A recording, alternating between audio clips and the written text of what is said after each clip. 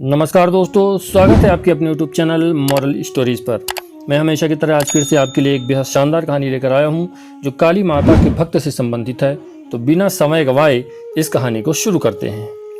रामकृष्ण परमहंस के लिए माँ काली मात्र देवी नहीं बल्कि साक्षात दिखना एक हकीकत थी। रामकृष्ण परमहंस की भक्ति ऐसी थी, माँ काली उनके एक बार पुकारने पर से उन्हें दर्शन देने आती थी, अपने भक्त के हाथ से भोजन भी करती थी और उनके अपने भक्त से बातचीत कर उन्हें आनंदित करके चली जाती थी। एक दिन हुगली नदी के तट पर रामकृष्ण परमहंस अपनी भक्ति में लीन बैठे थे कि तभी वहां तोतापुरी नाम के एक सिद्ध पुरुष आए। उन्होंने जब परमहंस को देखा तो वह समझ गए कि यह कोई साधारण मनुष्य नहीं बल्कि माँ काली के परम भक्त हैं। तोतापुरी रामकृष्ण के तेज को देख समझ गए थे कि वे बड़ी ही सरलता से परम ज्ञान को हासिल कर सकते हैं, परंतु उनका अपनी भक्ति में डूबना ही सबसे बड़ी समस्या थी।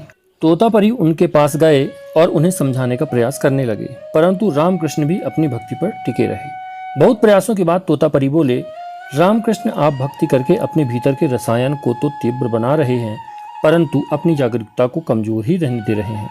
यह तर्क सुनकर रामकृष्ण उनकी बात मान गए और बोले, ठीक है, आज से मैं अपनी जागरूकता में ही बैठूंगा।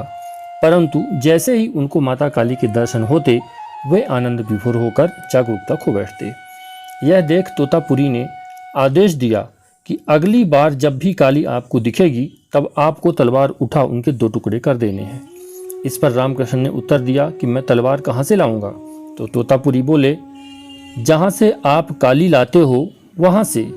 जब आप पूरी की पूरी काली बनाने में समर्थ हो तो एक तलवार बनाना तो बहुत आसान होगा। फिर रामकृष्ण बैठे, परंतु काली के आते ही दोबारा परमानंद में डूब गए। इस पर तोतापुरी बोले कि अब की बार जब काली आएगी तो मैं शीशे के एक टुकड़े से आपको वहां काटूंगा जहां आप फंसे हुए हैं, तभी आप तलवार से काली के 2 टुकड़े कर देना।